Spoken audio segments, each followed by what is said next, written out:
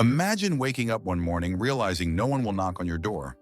No family nearby, no friends checking in, no caregiver watching over you. For many seniors, this is not a fear, it is reality. Living alone after 65 can feel like standing on an empty stage where the spotlight never turns off. It can be frightening, but here's the shocking truth.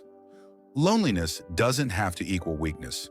In fact, with the right steps, living alone can become not just manageable, but empowering. Before we dive deeper, tell me in the comments, where are you watching from today? I love knowing how far our community reaches. And if you want more guidance on health, safety, and independence after 65, make sure you subscribe now. This channel is built for you. Together we walk this journey side by side. Stay with me until the very end, because the last tip I'll share could be the one that transforms how you see your independence. Now let's begin with the first powerful step that will help you navigate life when living alone. Lesson number 1, automate your medical safety net. Your health is the one thing you cannot gamble with when living alone.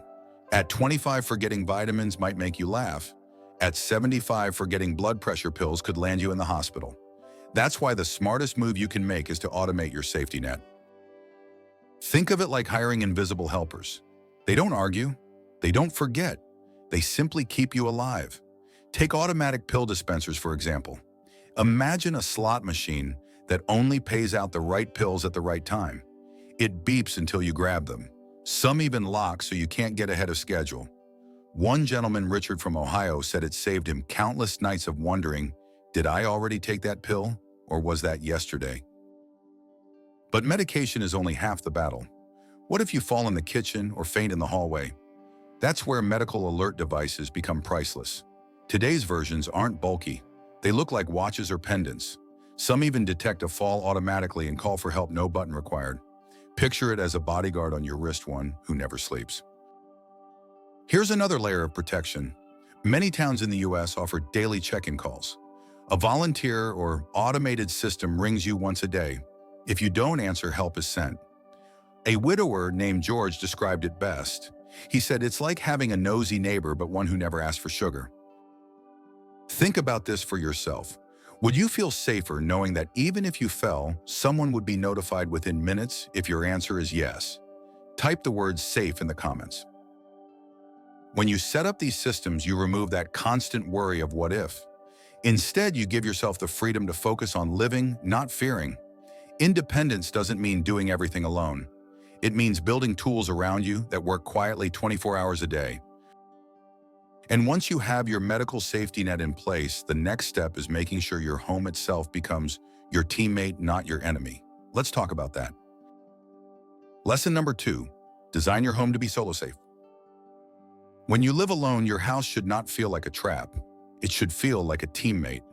Unfortunately, most homes are designed for 30-year-olds who can climb chairs and leap off ladders. That's not reality when you're over 65 and living without someone nearby. The first step is simple but powerful. Clear the battlefield. Loose rugs, extension cords stretched across walkways, piles of magazines, these are not decorations. They're booby traps. One woman, Margaret from Florida, laughed as she told me I finally threw away the rug my cat loved. Turns out it loved tripping me even more. Bathrooms deserve special care. Wet floors and slippery tubs are danger zones. Many seniors reach for towel racks like lifelines, but those racks can collapse right with you. Installing grab bars is not admitting defeat. Today they're sleek and modern. They look like stylish rails, but they hold firm when gravity pulls hard. Lighting is another hidden hero. At 2 in the morning, you don't want to play a find the light switch. Motion sensor lights are affordable now. They turn on the moment you shuffle into the hallway. It almost feels like your house is saying, don't worry, I've got you. And here's a trick from a retired teacher named Paul in Michigan. He keeps a lightweight folding stool in every room. He said, that stool is my silent roommate. It doesn't talk, but it saves me from the emergency room. Think about your own space. Which spot in your home feels most dangerous? Write the word home in the comments and let's compare experiences. Making your home safe isn't about losing independence. It's about protecting it. The safer your environment, the longer you can live on your own terms. And when you don't have family or friends stopping by, that kind of freedom is priceless. Once your home is safe, the next challenge is fueling your body. Because living alone doesn't just mean keeping balance on your feet, it also means keeping energy in your tank. Let's talk about meals. Lesson number 3, plan your meals like a pilot plans fuel. When you live alone, meals can quickly become an afterthought. A pack of crackers here, a banana there. Suddenly it's 9 at night and dinner is nothing but a bowl of cereal. Once in a while, that's fine. But day after day, it leaves your body running on fumes. Think of meals the way a pilot thinks about fuel. A pilot never says, "I'll figure it out when I'm in the air." They plan, they measure, they make sure the tank is full before takeoff. You, my friend, are the pilot of your own body. Without steady fuel, you risk crashes, blood sugar drops, weakness, even mood swings that make the days feel heavier. One widower, Thomas from Arizona, shared his secret. He said, "I don't cook for myself every day. I cook for my future self once a week." Every Sunday, he makes pots of soup, trays of roasted vegetables and casseroles. Then he portions everything into containers. For the rest of the week, all he has to do is heat and eat. No stress, no skipped meals. Another woman, Helen from New Jersey, created a snack shelf right at arm's level in her kitchen. She filled it with protein bars, fruit cups, and nuts. She laughed and said, "It's like my own vending machine, but everything in it is actually good for me." You don't need gourmet meals, you just need steady energy. A pot of soup can last for days. A batch of oatmeal muffins can give you breakfast all week. Even hard-boiled eggs provide protein with almost no effort. Now let me ask you, if you had to pick one comfort food to prepare ahead, what would it be? Write the word food in the comments so we can share ideas together. Planning your meals is not about being fancy. It's about being ready. It's about making sure your tank never runs dry. And when you have fuel, you have strength for the things that truly matter. Once your meals are steady, the next step is creating a quiet safety net, not from family or friends, but from professionals who step in when you need them most. Let's explore that. Lesson number 4, create a silent backup network of professionals. Living alone doesn't mean you must carry every burden by yourself. When you don't have family or friends nearby, it can feel like you're stuck doing everything. Groceries, cleaning, transportation. It's exhausting. But here's the truth. You don't need to do it all. You can build what I call a silent backup network. This isn't about finding new friends. It's about creating a practical circle of support. Think of it as outsourcing the heavy, boring, or risky tasks. One man, Robert from Chicago, calls his grocery delivery driver his invisible nephew. For a small fee, his groceries appear at the door. He laughs, saying, "This nephew shows up on time every week." Cleaning is another game changer. You don't need a weekly service. Even once a month can make a difference. A retired nurse, Linda from Seattle, resisted at first. She thought it was only for rich people. Then she realized it was for smart people. She pays for 2 hours of help and her back thanks her for the rest of the month. Transportation is just as important. Even if you still drive now, there will be days when you don't want to. Rideshare apps like Uber or Lyft become your on-call chauffeur. One senior told me he has had more warm conversations with drivers than with his cousins in the last 10 years. Here's the beauty of this network. You don't have to maintain emotional energy. You don't have to entertain anyone. You simply invest in services that buy you freedom. Every hour you save from bending, lifting, or stressing is an hour you gain for yourself. So let me ask you, if you could outsource just one chore today, which one would it be? Write the word help in the comments. When you build this backup system, you turn independence from a struggle into a strength. It's not about giving up. It's about choosing wisely where your energy goes. And once you have your backup network, the next question is, do you have the strength to keep living freely? That brings us to training your body for independence, not vanity. Let's talk about that. Lesson number 5, train your body for independence, not vanity. When you're young, exercise is about the mirror. Bigger muscles, smaller waist, stronger arms. But once you're living alone after 65, the game changes. Exercise isn't about looks anymore. It's about survival. Ask yourself, Can you carry your groceries without struggling? Can you get up from a chair without groaning? Can you bend down to pick something up without fearing you'll get stuck? That's what independence looks like in real life. One man, David from Texas, put it perfectly. He said, "I don't train for the beach anymore.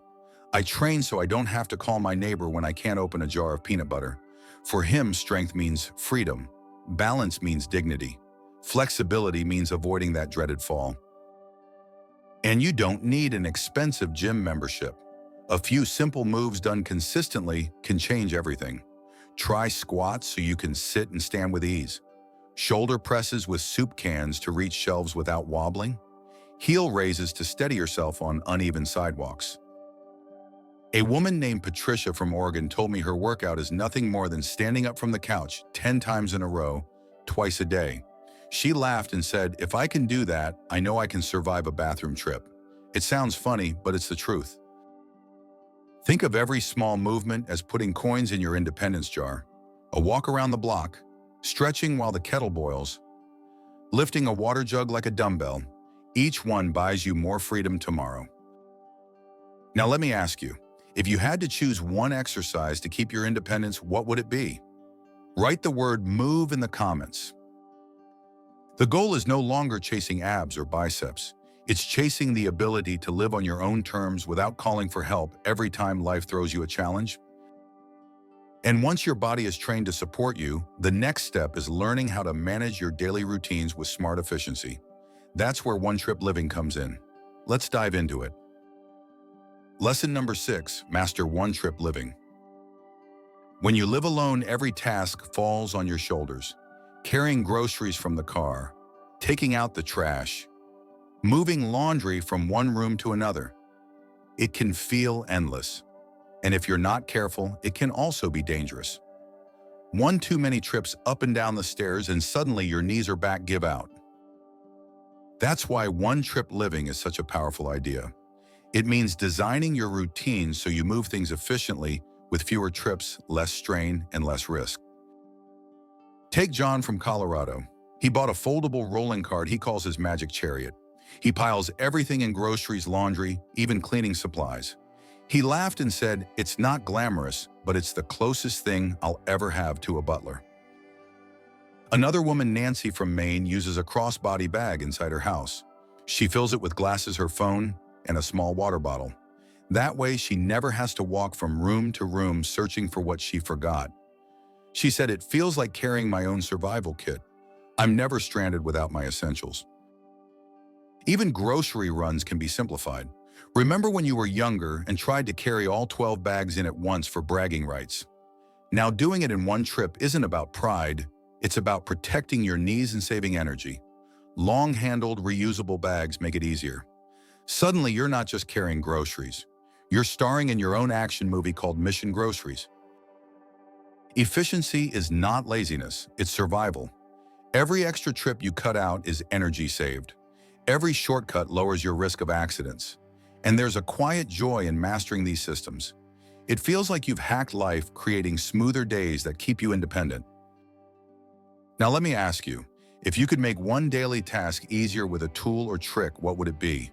Write the word "easy" in the comments. One-trip living conserves your body's strength for the things that truly matter, like enjoying a book, watering your plants, or baking cookies for yourself. And once you've mastered efficiency at home, the next question is, how can you bring in technology to act as a silent caregiver? That's what we'll cover next. Lesson number 7, use technology as a caregiver substitute. When you don't have friends, family, or a caregiver around, technology can become your quiet partner. The trick is to stop seeing gadgets as toys. Start seeing them as teammates.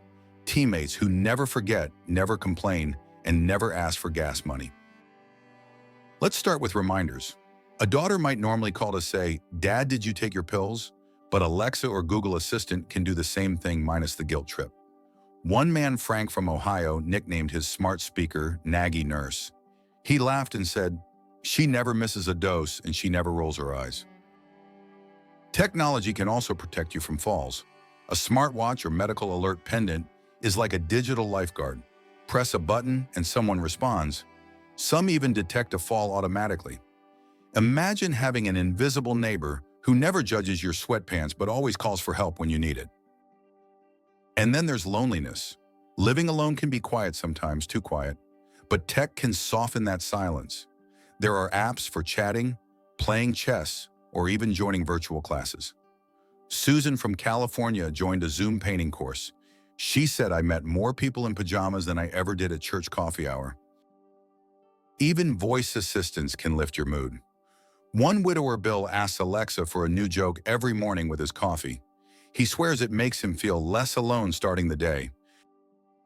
So I want to ask you, if you had to choose, would you rather use technology for safety or for companionship? Write the word tech in the comments. The point is simple. Technology isn't just convenience. It's backup care. It nags when you forget, it watches when you're vulnerable, and it connects you when the world feels distant. And once you've built this digital safety net, the next step is one most people avoid, but it brings incredible peace of mind. It's about creating your paper trail of peace. Let's explore that together. Lesson number 8, build a paper trail of peace. It may not sound exciting, but organizing your paperwork is one of the most loving things you can do for yourself.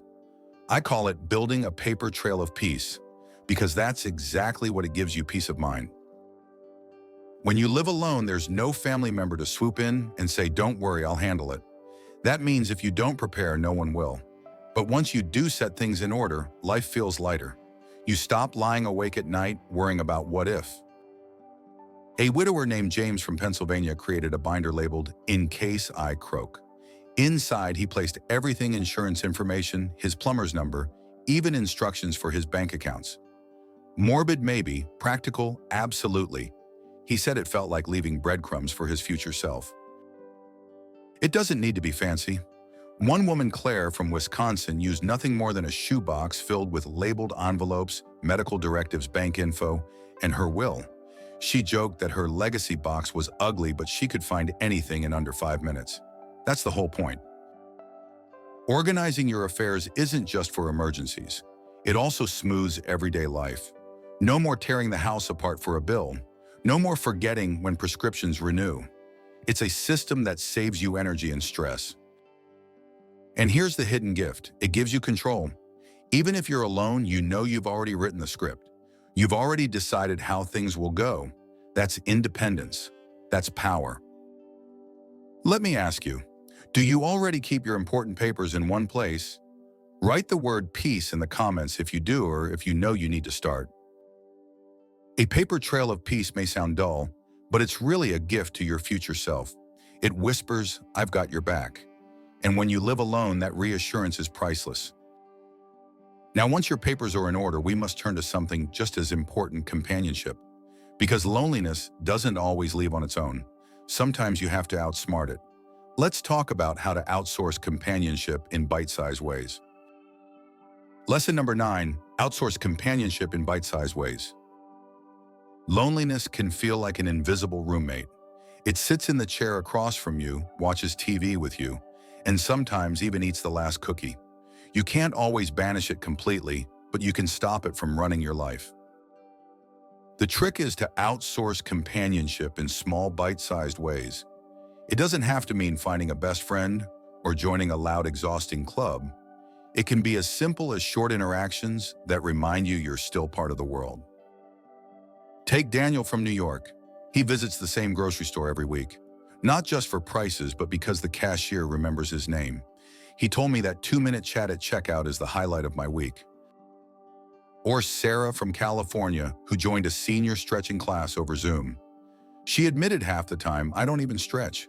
I just like seeing familiar faces pop up on my screen." For her, those little smiles were enough to lift the weight of silence. You can even plan these moments. Maybe hire a dog walker once a week, not because you can't walk the dog, but because you enjoy the chat at the door.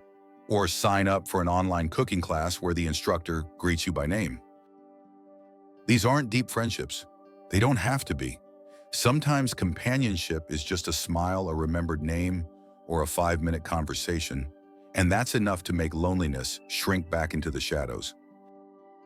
Let me ask you, what's one small interaction that brightens your week? Type the word "smile" in the comments.